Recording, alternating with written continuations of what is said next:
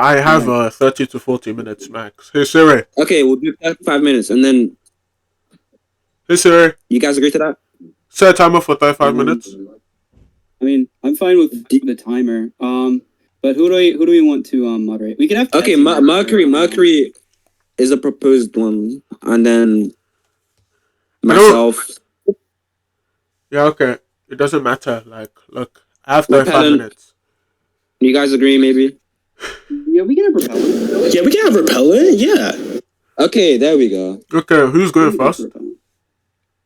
I can go first. Yeah. Yeah, go ahead. But first, let's get repellent up here. Who's the judge? Who's the judge? We can figure that out. I will be judging this debate. I will be judging this debate. Hell no. Hell no, nigga. What? Hell no, nigga. All right, so who will be judging? Wait. Can we figure this out after, bro? Moderating. Can we figure this out? Sure, you can figure it after. Otherwise, the debate with one count. Yeah. Oh my god, bro. Yeah, we can have Sonic judge. We can have Sonic judge. If you don't find a judge, it has to be Sakazuki, by the way. Yeah, we can have Sonic judge. Yeah, cheers. Okay. Why don't we just have like Kezi moderate? No. Because Kezi's unbiased, and then we could have Sakazuki judge. We could have. This is eating into the 35 minutes. Wait, can Sonic judge right now? No. Did Sonic agree to judge? No. Okay, then yeah, we can have Sakazuki judge. Just get a recording, save it, and send it to whoever we want judge. That's the best thing to do. Anyways, Mercury can judge. He said what? We could agree. Wait, we could agree to Mercury if Mercury isn't gonna, betray anyone here. Yeah. Oh my lord, but this is eating into the 30 minutes, right? Like. Listen, Mercury. Exactly. Like we have a limited. I have a very limited time. I have very limited time. I can't. Okay, wait. I won't excommunicate you from the alliance if you judge against me, Mercury, but I will press you on judgment. I hope you know that. Oh lord, I'm not gonna sit here for judgment pressing. Okay. Mercury judge. I'll moderate this other debate. Yeah. Wait, so is Mercury judging or not? Yes. Yeah, we can have Mercury. Mercury judging and repellent is moderator. Can we stop? Can we stop? Get repellent up here. Get repellent up here. Can we stop? Penny and you guys start. Mercury said he's not judging. Mercury says he's not judging. Okay, then just send it to Sakazuki. Like, I don't even care anymore. Just send it to Sakazuki. Y'all gotta do that. Get the bot in here and wreck it. Yeah, this is time wasting. Like, okay, now I have 32 minutes. Let's do this. Go ahead. Exactly. Like, okay, we have limited time. I can't do this forever. On the debate. Who's the moderator? I'll moderate. Yanni, you're literally a part of their. Oh my god! Well, yeah, but that doesn't matter. That doesn't mean it's going to be biased. Oh my god. Okay, fine. I'll get someone in talk to moderate. Yuki, you're just wasting time. This is called time wasting. Have Mercury moderate. If Mercury won't judge, have Mercury moderate. How about we get Yo Time to moderate? Yo Time's literally the person sponsoring the money for the event. 32 minutes now. Bro, can we just start the debate, bro? I'll find a moderator. Hold on. Exactly. Yeah, just get your time. We already just said just get your time, bro. Just get your time. Okay, do you guys get time to moderate? Yeah, sure. Yes. Okay, there we go. Yeah, we have your time to moderate. Yeah, he's literally sponsoring it. Yeah, cheers. Okay, go. Yeah, go ahead. Yeah, sure. So get Yo Time up on stage and kick everyone who's like not. Oh my god. Gizbob, Jin. My god, bro. Can you stop time wasting? Yo, I'm gonna. Don't worry. I'll just let y'all know. Okay, I'm gonna do all that. Okay. This is premium time wasting. You know you're only time wasting when you're winning. You're not winning anything. What the hell are you talking about? Can we go? All right. So everyone shut up. So, here, I'll start with my opening. To start this off, I'd like to thank everyone for coming to watch this debate. I see, many friendly faces here. I see Single Phoenix, Void, Shikio, Apollo in the audience. I'd like to thank you all for coming out. In this debate, me and my partner here at Penny will be defending the pro-choice position. And first and foremost, I must clarify what that means to us, as pro-choice is a very broad category of positions. The pro-choice position we'll be defending is just the belief that most elective abortions in the actual world are permissible. Before getting into the argument we're presenting, I'd like to concede a few things for sake of progress in the argument. These things are, fetuses are valuable in a non-trivial sense, meaning they're valuable to a relevant extent. For sake of the debate, let's just say nearly equally valuable to a fully grown human, and fetuses are impermissible to kill, all else being equal. To some of you, the previous statement I made, fetuses are impermissible to kill, all else being equal, may seem to be a concession, but that isn't true. On my view, there can be and are overriding considerations to the wrongness of aborting fetuses, hence the ceteris paribus clause in the statement. Another clarification is how exactly fetuses are valuable. To me, fetuses are not inherently valuable, meaning they possess no terminal values, but rather they act as objects towards the terminal values. The future person that comes from the fetus will not only have pleasurable states, but also be conducive towards others obtaining them. Now that we're past all that clarification, finally let's get into the argument. Premise 1. If it is okay to kill one person to save two, all else being equal, then most elective abortions are permissible. Premise 2. It is okay to kill one person to save two, all else being equal. Conclusion. Most elective abortions are permissible. This argument is obviously valid following modus ponens. Now, I'd like to think the first premise is the only one that's in dispute, but just in case it's not, I'll give a case for premise 2 quickly. Premise 1. Killing one person to save two produces better outcomes, all else being equal. Premise 2. If something produces better outcomes, all else being equal, then it is okay to do that thing. Conclusion. It is okay to kill one person to save two, all else being equal. Now that I gave that, let's get into the contentious premise. The reason for premise 1's truth is a few statistics, namely the fact that 73% of women, as of 2004, who get abortions reasons for getting it is, quote, I can't afford a baby right now, according to a study done by BMC Women's Health in 2013. Now, the wording of this statement implies something. If I were to be able to afford a baby right now, I would have it.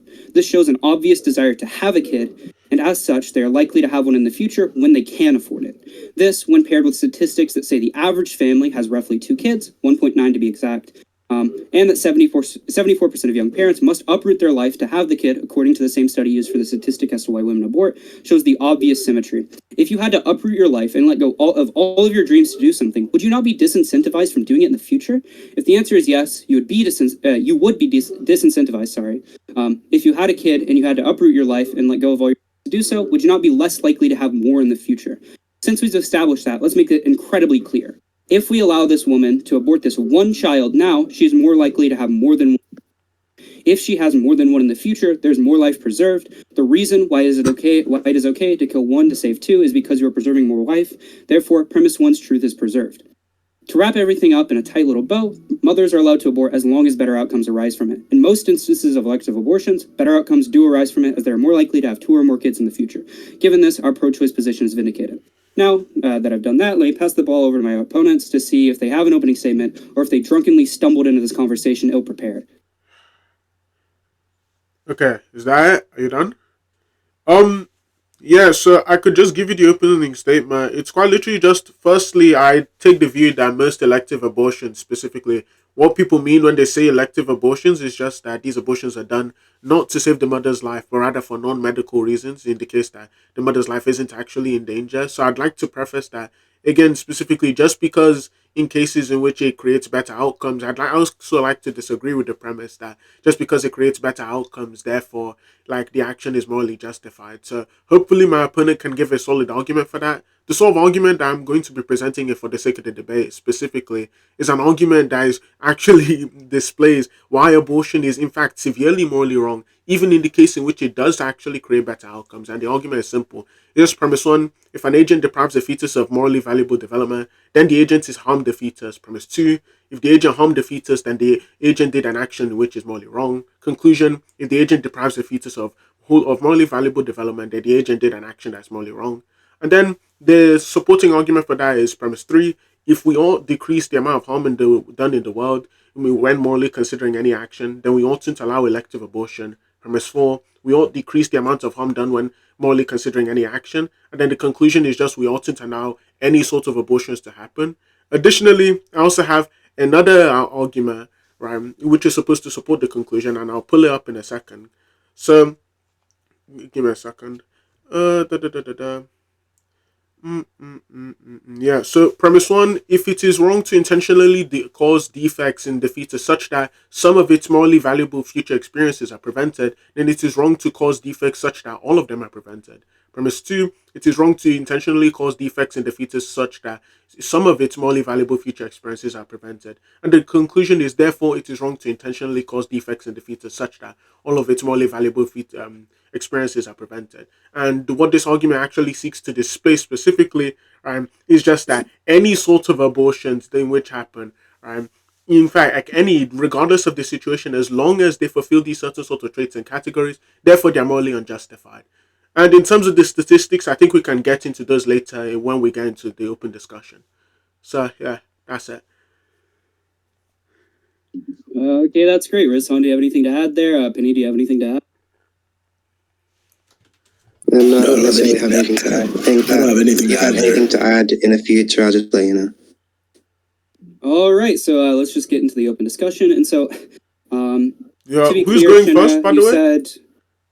Wait, so Shinra, just to be clear here, you said that the reason why it's wrong to get an abortion is because it's depriving a fetus of valuable experiences in the future. Can you tell me what harm means to you? Harm means, I'm a pluralist about harm, so I believe like harm can mean different things in different situations. But in the context of a fetus or in the context of like why it's wrong to abort, I generally take a deprivational account in terms of harm. Okay, and you generally take a deprivationist account, but you take a pluralist account. Can you tell me like other instances of harm? Sure, you could take a qualia-based account of harm and say that specifically whenever an agent is harmed, what you mean by harm there is just that you're causing negative emotional or negative like valences onto the agent. Right? You could take a variety of views. In fact, wait, I'm pretty sure I have a whole list of views that you could take. So give me a second.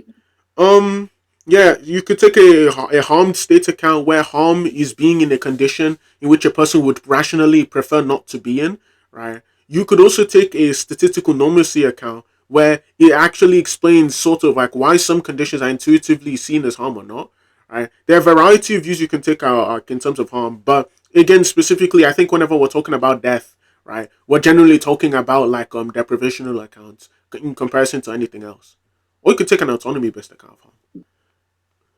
Okay, great. And to be clear, you do agree that this is like obviously less parsimonious than a monist account, right? Than the what account? Than a monist account. You'd have to outline the view for me. Oh, well, a monist account is just the belief that harm reduces to one singular thing. It's just the opposite of a pluralist account.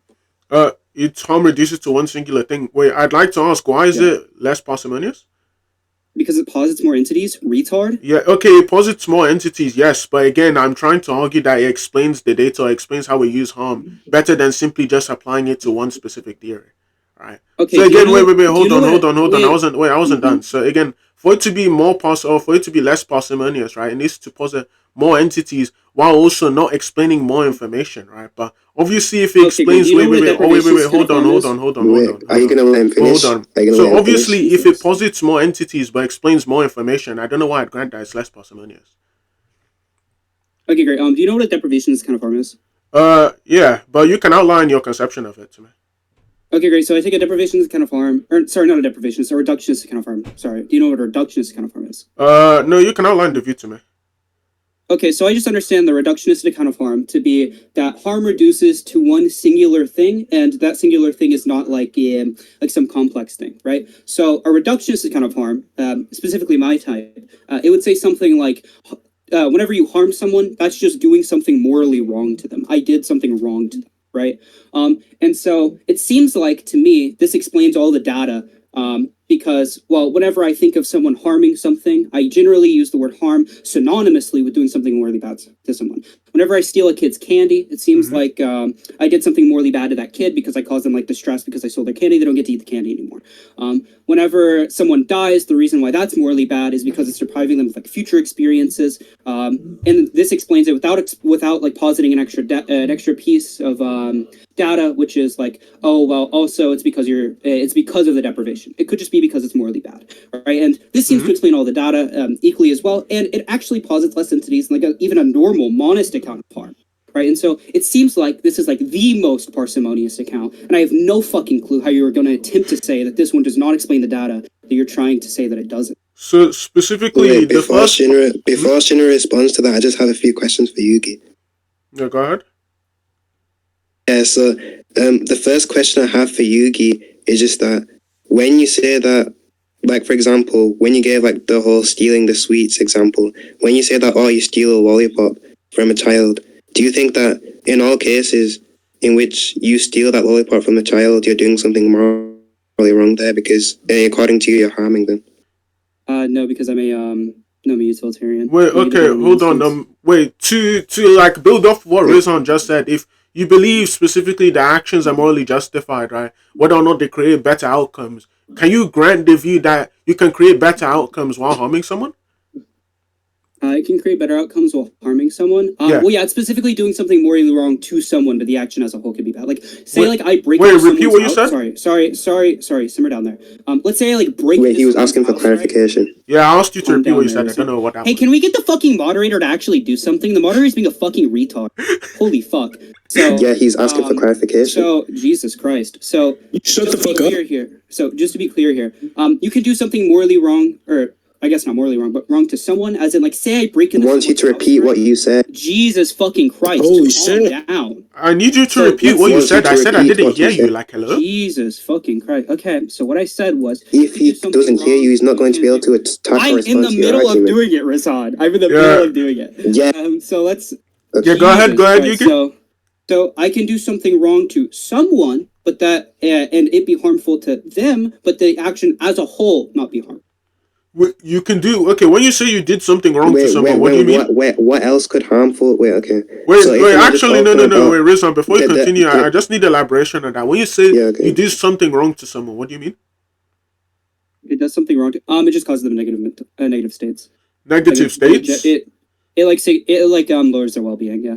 It lowers their well-being. And when you say what's it called? Yeah. And specifically, so okay, so for when you say well-being, there, can I ask for the semantics on that too?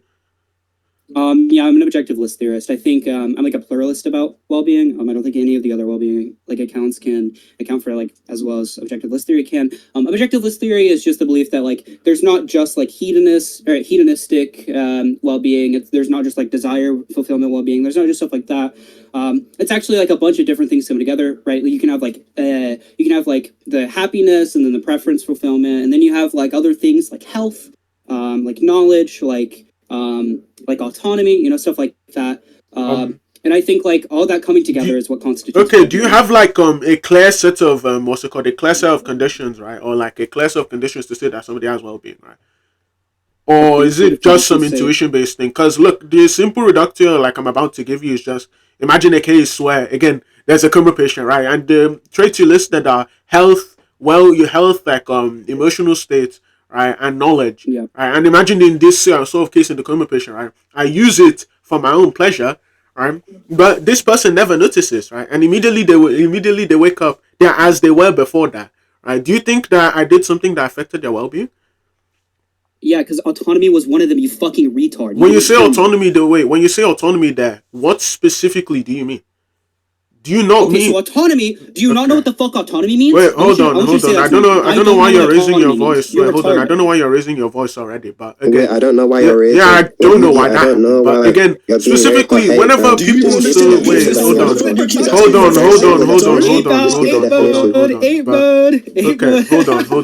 So specifically, whenever people say that they value things like bodily autonomy, I think what they mean there is just that they value their ability to consciously express or consciously like use their own body however they'd like to without being restricted, right? But in the case of the analogy I gave you, right, where this person does not actually have any conscious experience, they are unable to actually control their own body freely, right? I don't understand what you would mean specifically whenever you say autonomy in that sense, right? Like, well, how could you possibly be defining it in a way in which it's violated in this case? Autonomy means consent. Do you think consent goes away whenever you fall asleep? Repeat what you said? Autonomy includes consent. Do you think consent is completely irrelevant whenever someone falls asleep? No. I don't think it's completely Obviously irrelevant. fucking not. So it applies to the coma patient too, doesn't it, retard? Yeah, okay. One is specific. So you think that in any sort of case in which I do something to you, right, which is like almost, I do something to you, and like say I stop you from robbing a store, right? You think I'm doing something wrong to you there in that case because I'm violating your autonomy? No, because there's maybe you're doing something that like frustrates my interests, but then all things considered, like the action as a whole is causing better positive states. I just need to get clear. So I would be doing something wrong to you, right? If I say stopped you from let's say like you tried to jump off a building, right? Hold on. Say you wanted to jump off a building, right? And I stopped you from doing it. And I stopped you from doing it against your will. You think I'd be doing something wrong to you there because I frustrate your interests? Yeah, I think it would probably upset me if I'm gonna go rob a bank and then you stop me from robbing the bank. You did something that upset me, but all things considered, the action is good. Wait, okay, so it's just a yes or no. I did something wrong to you. I just want to get Yes, you frustrated my interest. You upset me, but again, all things considered, the action is good. Okay, yeah. Again, specifically, whenever somebody says, "Oh yeah, I did something wrong to X agent or X person," I don't understand why this sort of why this sort of considerations they have whenever they say, "Oh yeah, I did something wrong to X agent." It's just it frustrates their own interest. Do you have any sort of argument as to why those sort of semantics on doing something wrong to a specific person account for most people's intuitions, or why they have like greater explanatory I don't power? I don't fucking care about common language usage. That's how I use the terms retard. Is that how you use the term? So you'd grant that you're using it in a proprietary sense then, right? I never said that. I said I don't care about common language Okay, usage. are you using it the way most people use it? I don't know. I don't know the empirics on that. You don't? Okay. From your own experience, whenever most people say you did something wrong to me, right, do you think they mean that I frustrated your interest? So do you think most people will say like you meet a violent rapist, right, and you stop them from committing a crime, you think that they would tell you you did something morally wrong to me, right? Wait, I have a question. No. Answer my question. Wait, no. No, answer my question. Did you really think? Wait, just answer my question, bro. I'm not here to waste my own time. Answer my question. Answer my question. To trap me. Answer my question, please. Answer my question. I don't fucking know. I don't fucking know. You don't know? In my experience, whenever I talk to people, whenever I talk to people, and let's say I'm talking to like my mom or something, right? And I ask her, and she says, "Oh, you did something wrong to me." I didn't ask for an analogy. I said it was a yes and is a yes, no, and I don't know. So is it an I don't know, and then we can progress? Wait, Yugi, I have a quick question. Wait, no. Wait, Rizzhan, you can ask after. Fucking Christ, what is wait, this? I haven't been able. Wait, no. Okay, you can go in a second. You can go in a second. I just want to get clear on this. Steamroll? So wait, hold on. Jesus. So specifically, it's a I do not know if a rapist would tell me that I did something morally wrong by stopping them. Sorry, what'd you ask? Okay, so you are unclear or you do not know, right, that if you were to say stop somebody from committing suicide, right, you don't know whether or not they tell you if they did a good or bad action to them.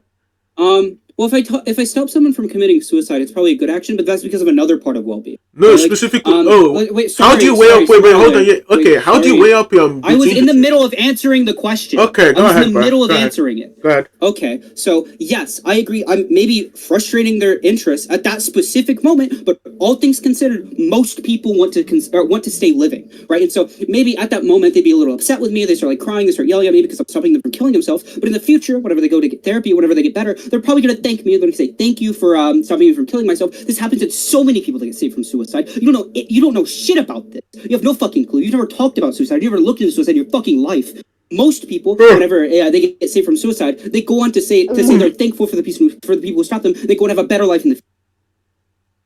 Okay, are you done? Usually, whenever people stop talking, that's when they're done with their sentence.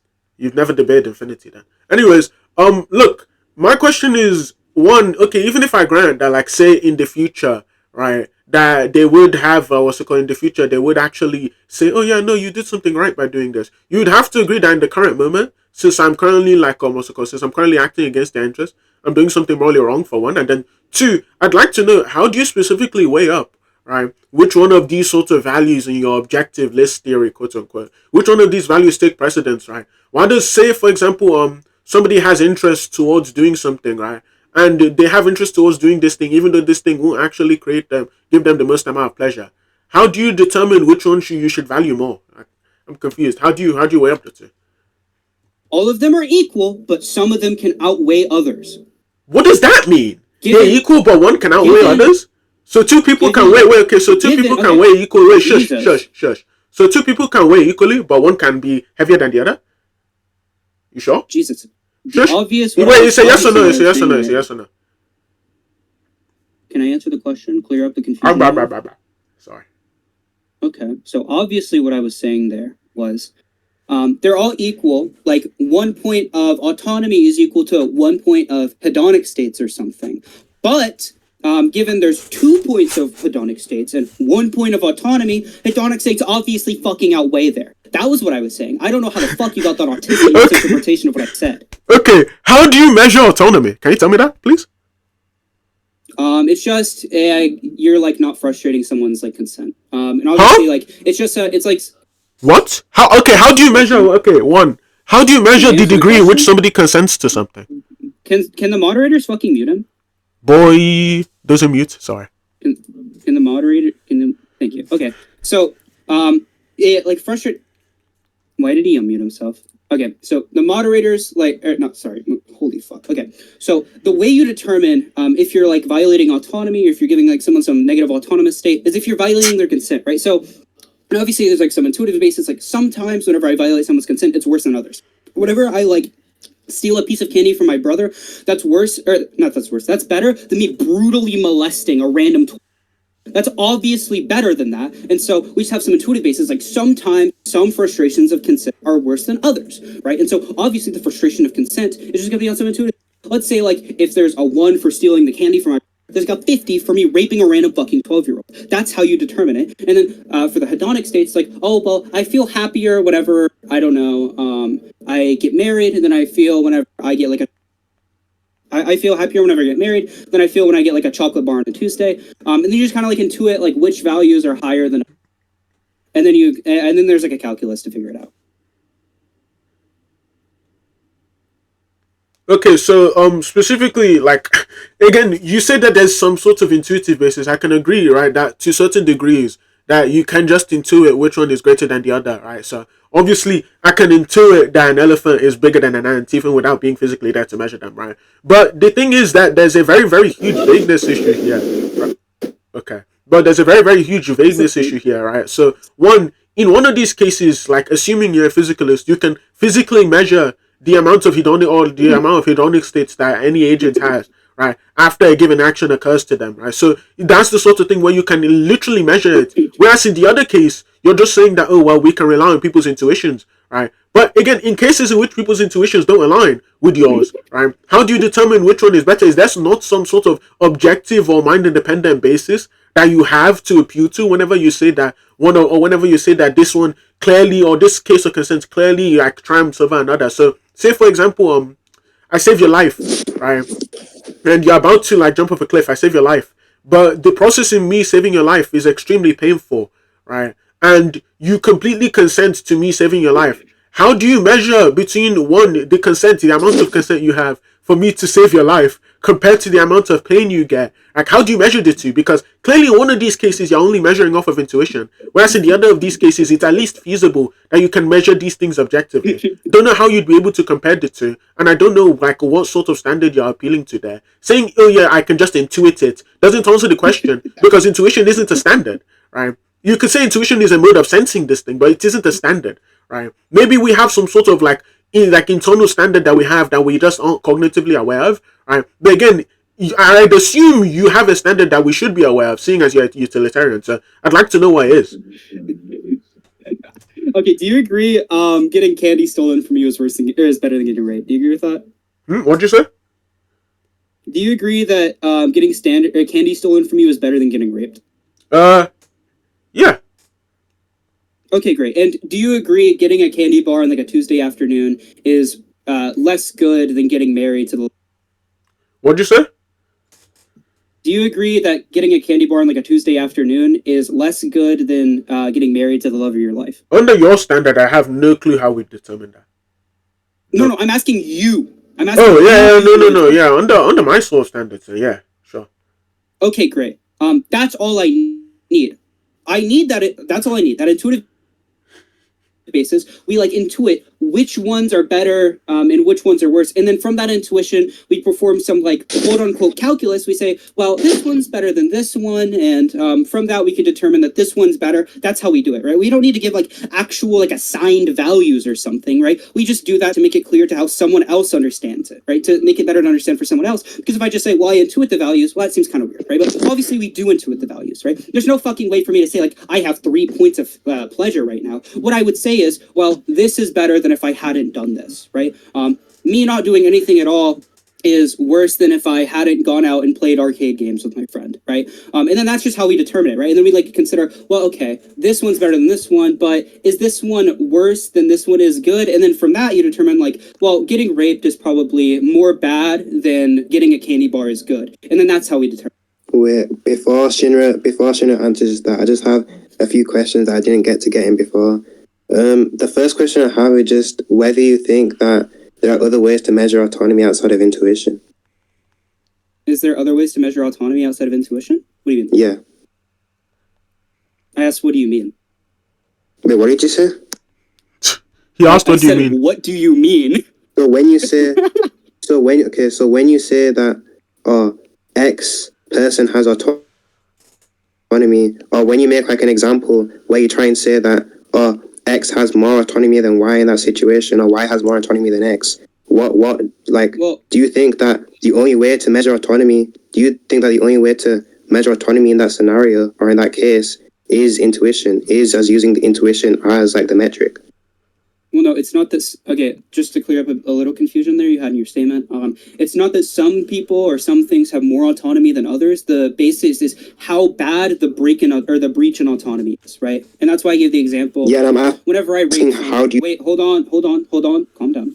That's why whenever I get raped, that's worse than whenever I get like a candy bar stolen from me. And going on there, yeah, not only is it like an intuitive basis, but we can also say like, I can like introspect and be like, okay, how did it feel when I got my candy stolen before? And then I can like think back to that emotion, think back to how I felt whenever that happened. I'd be like, okay, it's like about that. And then I like consider like, given the facts I know about rape, like I like introspect and like, how would I feel if I were to get raped right now? How would that feel?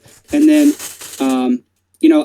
I think about it for a second. I realize, well, that's definitely worse. And so you can just compare experiences that you've had to like other experiences you either have had or you might have, so you can do it. But generally, it is just intuition. Okay, so just to be incredibly clear, you think that there are other ways to measure it other than intuition? Just to be clear. Well, it's intuition and comparing experiences, yeah. But generally, it's intuition. What did you say? It's intuition and comparing experiences, but it's generally intuition. Okay. And then the second question I just wanted to ask you is just that if you believe that intuitions are intended to like report to objective moral facts. I don't believe that. No. Oh, okay. If that's fine, because I just wanted to see if you thought yes to that question.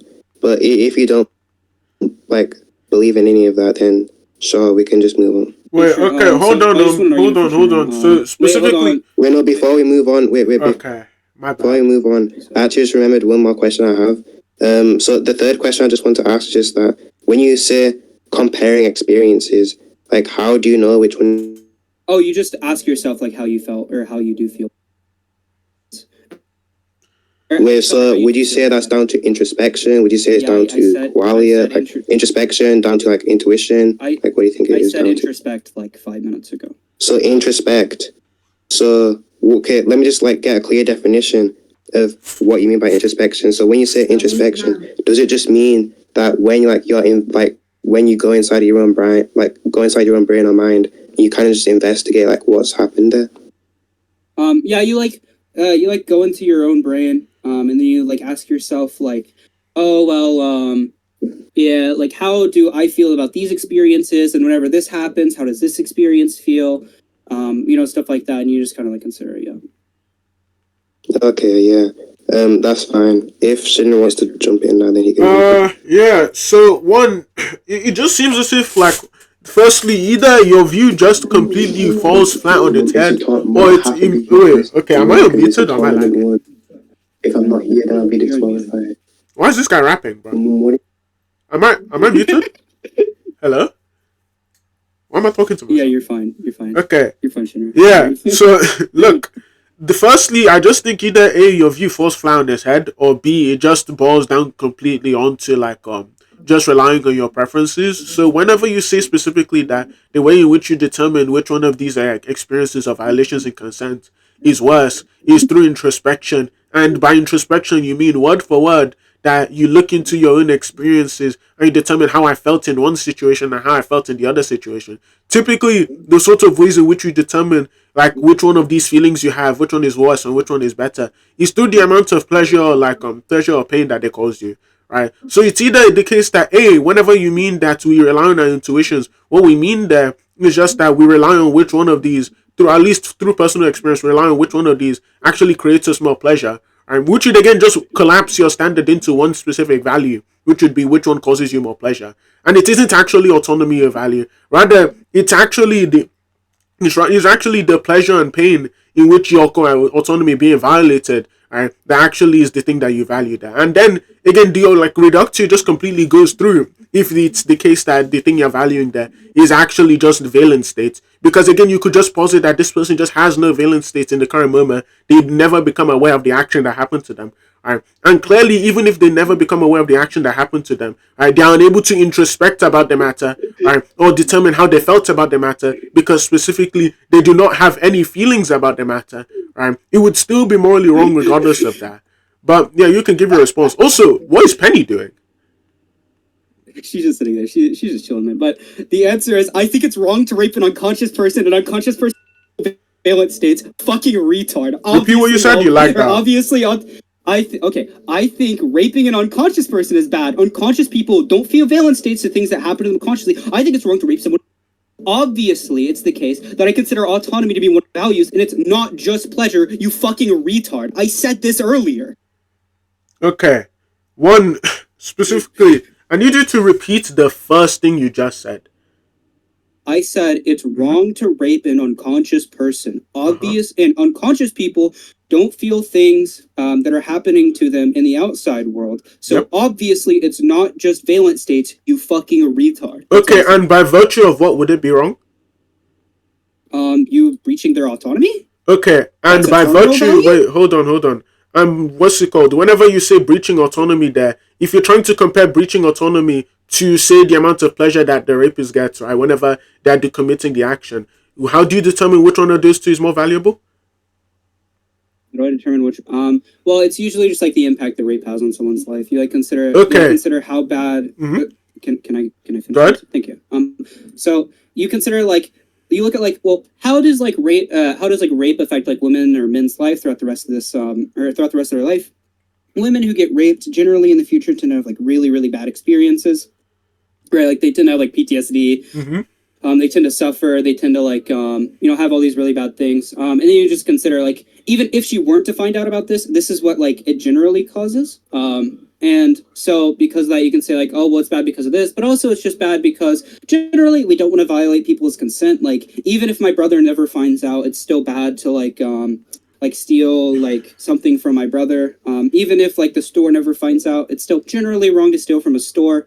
Stuff like that. And so from that we can like understand autonomy is like a term. Okay. One, nobody is disagreeing that it's wrong, right? Specifically, what I'm disagreeing with is by virtue of what standard are you able to determine that it's wrong? Now, the first thing you brought up, you listed a whole bunch of effects that this crime may have onto the person. Obviously, none of these like effects actually apply to somebody who just isn't experiencing the action happening to them. And if they aren't experiencing the action happening to them, then trivially they wouldn't actually be able to know all of these psychological effects that may happen to them. They wouldn't have actually be able to know. The second example you gave is, if I steal from my brother and he never finds out, it'd be wrong. I agree it would be wrong, right? But in this case, the reason why it would be wrong is because I think that it harms them, irrespective of whether or not irrespective of whether or not they actually realize it or not, right? And instead, because I actually think that I violate certain sort of rights they have. Whereas in your case, and in the sort of standard that you're applying, you don't actually have any sort of way in which you can determine in which this action is wrong or not, right? Because again, you said specifically,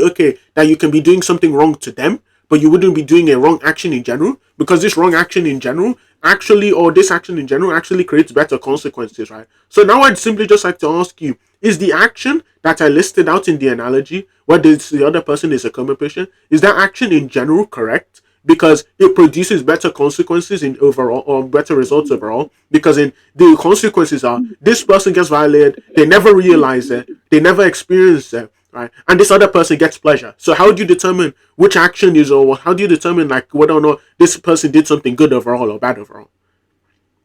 I think about how it would impact me if I were to find out that I got. You think about how it would impact you? I think about how it would impact me if I were to get raped whenever I was unconscious, and I think like, would it like strongly positively impact me?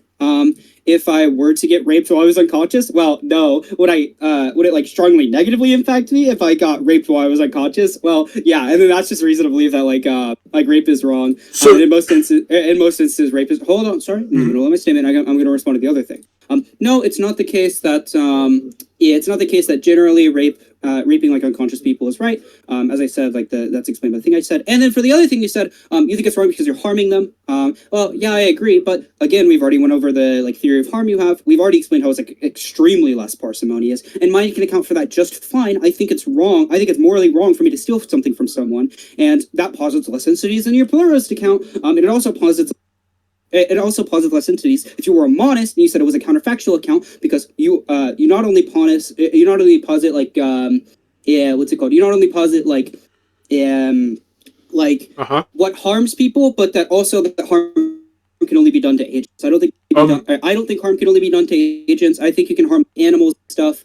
I don't posit that extra entity like limiting the scope or something. Yeah, okay, you lied down near the end, but again, specifically, you said that your account can account for it perfectly, and the way you'd account for it is, oh, well, how would I feel if this thing happened to me? You understand that is a standard in which is entirely unmeasurable. You can't actually apply it to almost every single moral situation that happens in the real world or anything in any of these sorts of cases at all, right? Again, I don't understand how you'd even be hold on. I don't understand how you'd even be able to come into the knowledge of, oh, well, how would I feel if this specific action that never occurred to me happened, right? And in that case, right, would you say that, okay, if somebody else said, oh yeah, well, I think the sort of harm that how I'd feel generally in comparison to the amount of pleasure the other person would feel, if they felt better compared to how you'd feel like worse, do you think that they'd be doing an action morally right there?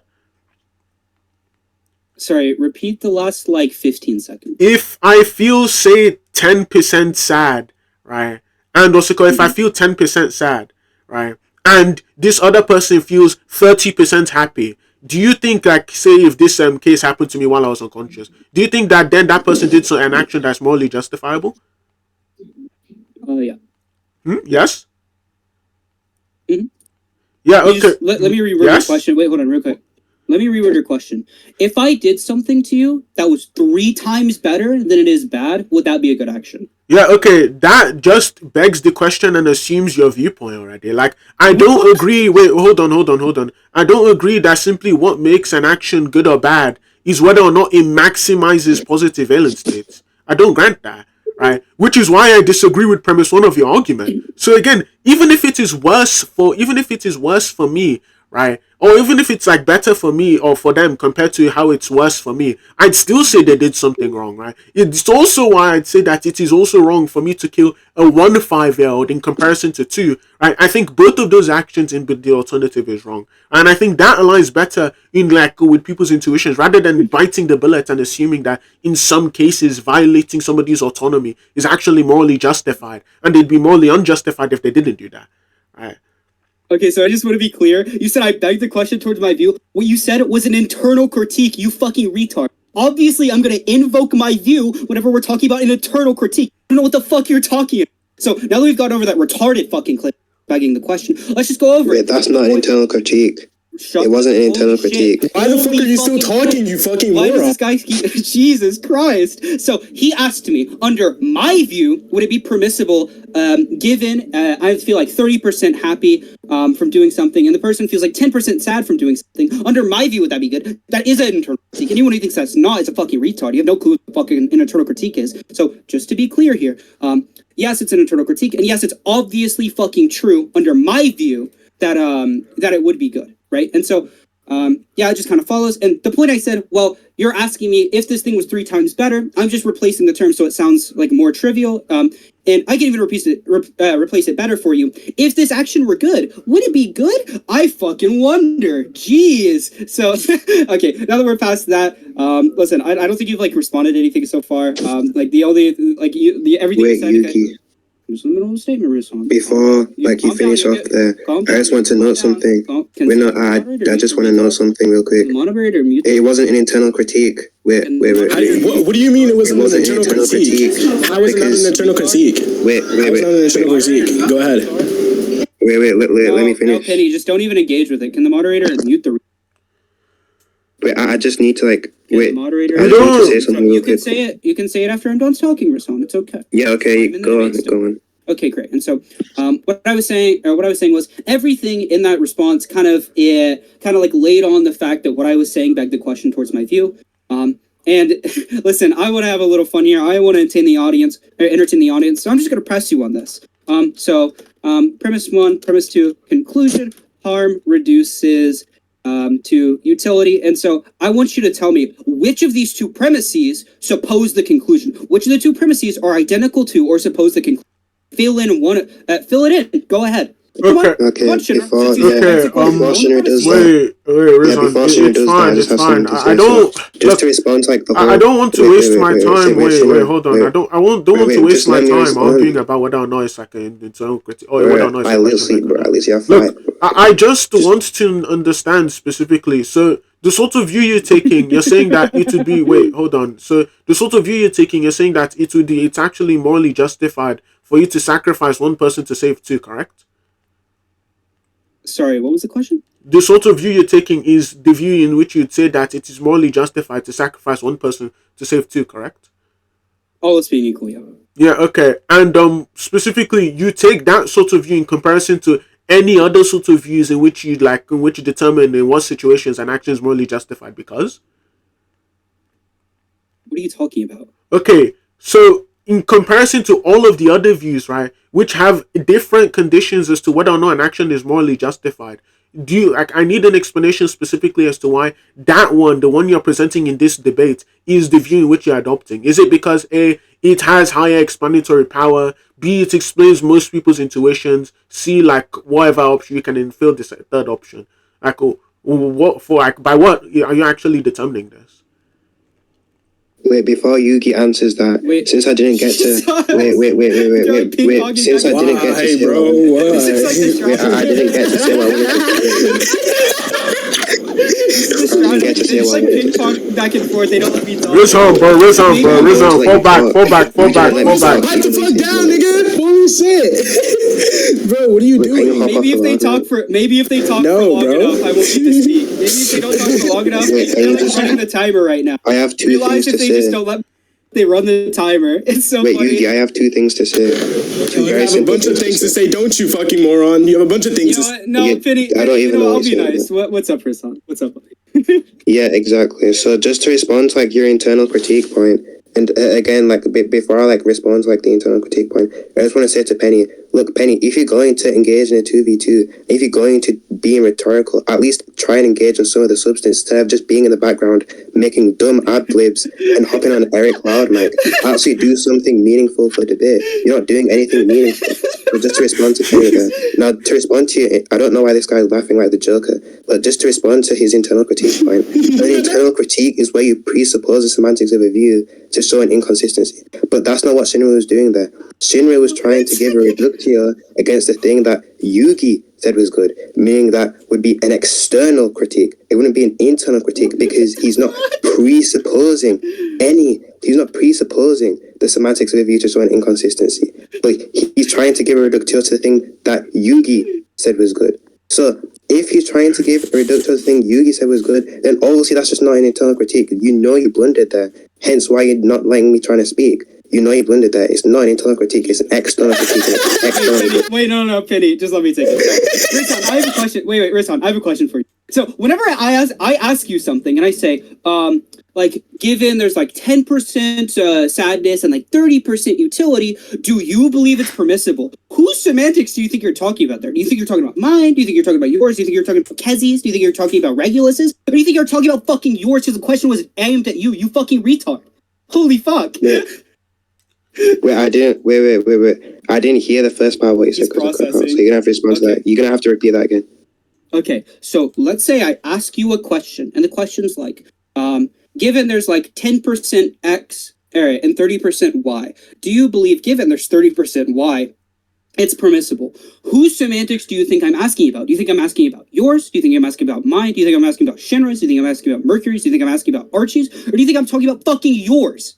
Obviously I'm talking about yours, because the question's about you. I'm asking you, do you believe this is a permissible? So obviously it's an internal. You have no fucking clue what you're talking about. You're a retard. Wait, no, that just doesn't make any sense because you've already taken it with Yugi.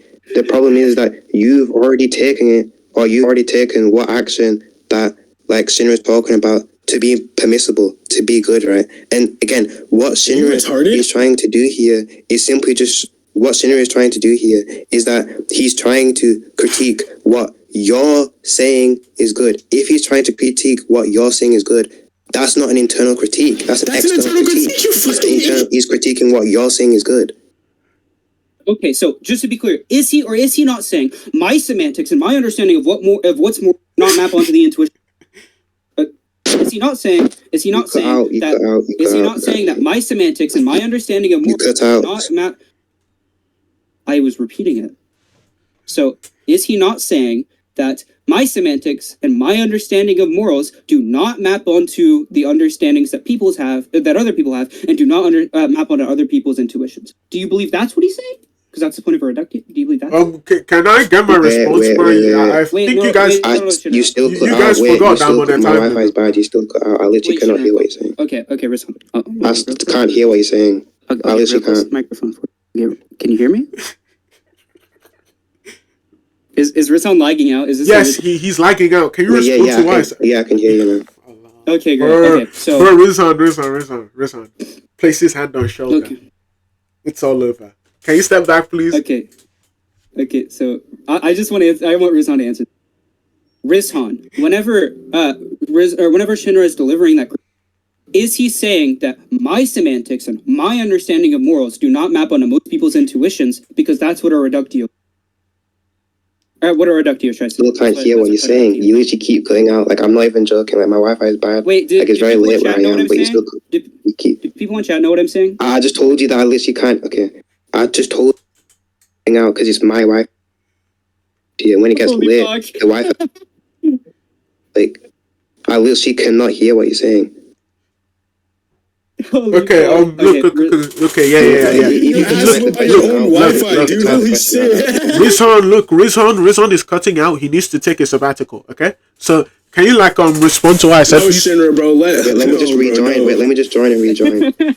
No, let me beat this nigga's ass, bro. Please. Wait, Penny, calm down. Okay, so Shinra, what were you gonna say about that? Okay, look. I'm sorry. Okay. Let me wipe the smile off my face real quick. Hold on, let me. I can hear your smile for people. Let me lock in. Okay. Look, I was asking, by virtue of what do you specifically pick, say, creating better outcomes as the as the property in which it makes this given action good in comparison to any of the other properties?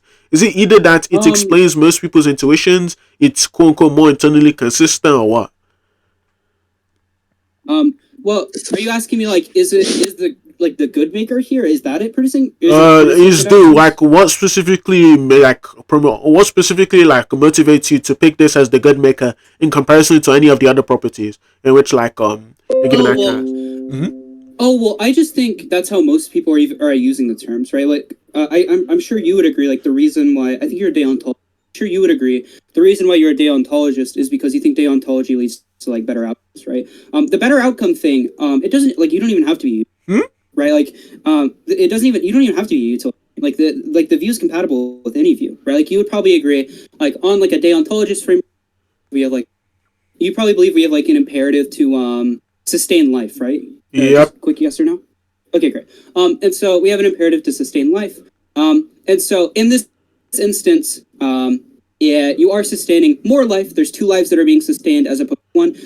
And so even under a deontologist, framework, you'd have an imperative to kill the one person to save the two. Or even I could reword it.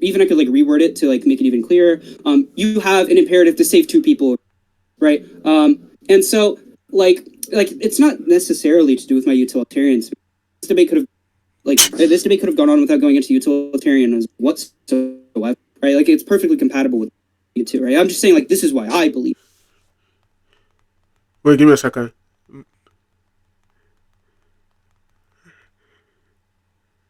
Okay, I just had to type that in chat. Anyways, look, so specifically you said that it's because it explains most people's intuitions, and under a deontological framework, right, you would even be the case that you have an imperative towards saving these two people in comparison to one, right? Or you'd have the imperative towards creating the best outcomes, right? Well, I didn't say it's to do with intuitions, but you can understand it that way. But yeah, I think under every view, what they're trying to do is generate the best possible. Um, I think specifically, even though like the sort of reason as to why we adopt these views, actually no, specifically, I think like even deontology is a bad example for that. I don't think most people who are deontologists would say that, oh well, an action which creates the best outcomes is identical to the good action. Instead, they'd probably say something like what is good or what is bad is independent of the consequences, or is independent of which one like has better consequences, right? It's actually based in certain sort of virtues that we have. So say I could push off a child off like a moving train track, right, in order to save three other children. Even though I'm preserving the lives of more people, somebody who's a deontologist will say that in fact that action is still wrong, right, because you're violating or because you aren't acting in accordance to certain sort of virtues, right. So again, I don't think specifically that what's it called, saying that we should, or saying that we like most moral views actually have like intuitions towards the Rizzhan, your mic. Yeah, but I don't think most what's it called? I don't think the claim that posits that most like ethical theories actually base what action is good or bad based off of which one has better consequences. I don't think that claim is true. Okay, so to be clear, it's not saying like better consequences, right? You would probably agree a world in which everyone follows like the deontic rules. That's a better world, right? Repeat what you said? In a world where everyone follows the deontic rules, that's a better world, right? If a world do, yeah, I'd agree it's a better world. Yeah. Yeah, sure. So exactly, it's aligning with what I said, right? And so, what I'm saying is like, we have like under deontology, specifically your, we have like this imperative to preserve life, and all my argument is saying is like this imperative to preserve life does follow to like approach to its conclusion, at least like in the. I'd actually concede this. Like I agree. Like in a perfect, I'd probably be pro, right? Like in a perfect world where like abortion doesn't cause harm, and like every person who has a kid isn't going to be like significant likely, or every person who has a kid like whenever they're young is like less likely to have kids. I'd agree. I'd probably be pro. Okay, yeah. So specifically, before we continue, I'd like to get clear. How did you originally define pro-choice for this, like for the sake of this debate? Most elective abortions in the actual. Sorry, I'm cutting out. Yeah, you're cutting most out. Most elective abortions in the actual world permissible. You cut out again, but they are morally permissible? Yeah. Yeah, okay. Saying that specifically, like, oh yeah, if you were to sacrifice one person to save two, right? Saying that sort of action would also align with like deontology is just completely false, right? The sort of principle you're using to actually like get to a pro-choice conclusion is just saying that you're reducing harm or you're leading to better outcomes, and because you're leading to better outcomes, therefore your action is morally justified. But again, I don't know the sort of motivation as to why that is true. Again, I can give you the example I gave you before. Do you think that in some situations it is morally justified for me to beat a 5-year-old to death? Say I have Infinity, right? It's a 5-year-old Infinity. I pin him down to the floor and I beat him to death because I actually want to preserve the lives of Archie and Kezi. Nobody would say that action is morally justified. In fact, I think the best thing they'd say probably is just that it's the better of two evils, right? Or like it's the best of the available options. But I don't think they'd say you're doing something morally virtuous, right? Or something morally good if you were to sacrifice baby Infinity, right? Regardless of how annoying and black he is, right? But yeah, you can go ahead. Before you respond, Yuki, look. Before you respond to the sheet argument, is there a judge? Because we obviously need a judge for the event. Oh, if you don't get your skibbity Sigma. Right, chill. I'm going to get to Sakazuki after. Okay.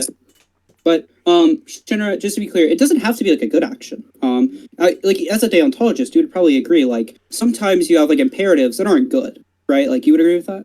Repeat what you said. As a deontologist, you'd agree. Sometimes you have imperatives that aren't good, right? What sorts of imperatives? I agree. Like you can have like say practical imperatives that like yeah, you should, like in this sort of case, out of all of the practical options that you have available to you, you should pursue this action. Sure, but I don't think like we have moral imperatives that aren't good, right? I just don't. You don't think we have moral imperatives that aren't good? No, I don't know. There's been no argument provided for that. I'm convinced of. Wait, so what do you mean by a moral imperative? Maybe it's just like some semantic dispute. Whenever I say moral imperative, I mean specifically like you have to do this thing or this action like aligns with all of the sorts of virtues and values that we have, right? And then like called? yeah, based off of it aligning with all of like, or the action that would align with all of these virtues and values that I have, right? You like, it's a command that you should do this specific action. I don't think that there's a case in which you align with all of my virtues and values and the action isn't good. So Okay, so do you believe like you can, let's say like there's a belief like you ought not, there's like an imperative like you ought not kill people, right? And then let's say there's this action, right, where like you see, or you know, like someone's going to kill 2 people in the future, and you have the choice, either I kill this person and stop them from killing 2 people in the future, or I don't kill this person and I allow them to kill 2 people in the future. You would agree like you have an imperative there to not kill the person, right? Wait, it's like a moral imperative. Repeat the hypothetical really quickly. I was playing Block Blast. Let's say there's like this person, right? And this person, you know, this person like in the future is going to go on to kill 2 people. And you like, you see this person and it's like, well, I could or I could not kill this person to stop them from killing the person. It's stipulated that's the only way you can stop them, by the way. I could kill this person to stop them, or I could not kill this person to stop them. Would you think you have a moral imperative to kill or to not kill this person because it like? Yeah, I don't think you have a moral imperative to kill that person specifically. No, like I think it wouldn't be a way specifically. I think like also called if all of my virtues and values align or reach towards the conclusion that you should not kill anybody, and then suddenly there's a case in which you have to kill somebody, right? I think you could probably say that it's right indexed to like all of the practical options that are available to you, sure, right? However, I don't think I'd grant that it's morally justified, right? It's the same sort of cases like, okay, well, I have 2 children, right? Actually, I have 3 children. All of them have been born. I know that one of them is going to go on to like experience a really painful disease in future. And the only way for me to prevent that from happening is for me to brutally beat them till they actually they lose their life. I don't think I'm morally obligated to beat them till they lose their life just because it reaches to like or just because it reaches to a better conclusion in the end. Okay. I can just ask you this. You would agree? Do you agree? Not choosing to act is a type of act. Give me a second. What? Give me a second. Okay.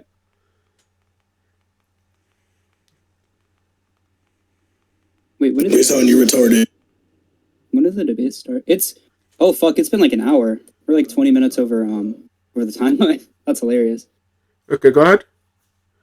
Oh, I just asked you. Do you agree that choosing not to act is a type of action? Choosing not to act is a type of action. I mean, I assume the action would be the choice you're making. So yeah. Yeah, exactly. So let's say I'm in the scenario I gave prior, right, where like I can kill this one person to stop them from killing 2 people, right? Would you say that me choosing not to kill this person is in like that action is me choosing to kill 2 people indirectly? Is me choosing to kill 2 people indirectly? No, because I'd assume in cases where I say I indirectly kill someone, I'm like causally responsible for these killings happening, but I'm not actually causally responsible for these 2 things happening. Maybe you could say I'm causally responsible for like this person being able to walk free, sure, but like unless they are predetermined to do these things and like they would never change otherwise, then I don't grant that. Well, no, okay, so you are causally responsible, right? You could add something into like a chain, or into like the chain of causes that makes it so that like the thing in the end doesn't come about. So you are causally responsible. Your choice not to, sorry, real quick. Your choice not to kill the person is the cause for you choosing not to kill the person is the cause for, sure. If I grant that, right, like again, it could be one of those situations where like in the prior analogy I gave you, where I can just grant that both of the options are wrong, right? Like if I so again, I think that in certain sort of moral dilemmas you're put into, both of the options you're being provided could be wrong. So say say you're like a really devout Muslim, right? And what's it called? You have the option to either A, like unalive your entire family, or B, burn the Quran and denounce Allah, right? Both of those options are wrong. Letting your family down or like directly killing your family is wrong, right? And also denouncing God is also wrong, right? So you'd have a moral imperative to do neither of those options, right? But obviously neither of those options are practically possible. So like it'll just be a case where you're stuck in a bad ending, basically.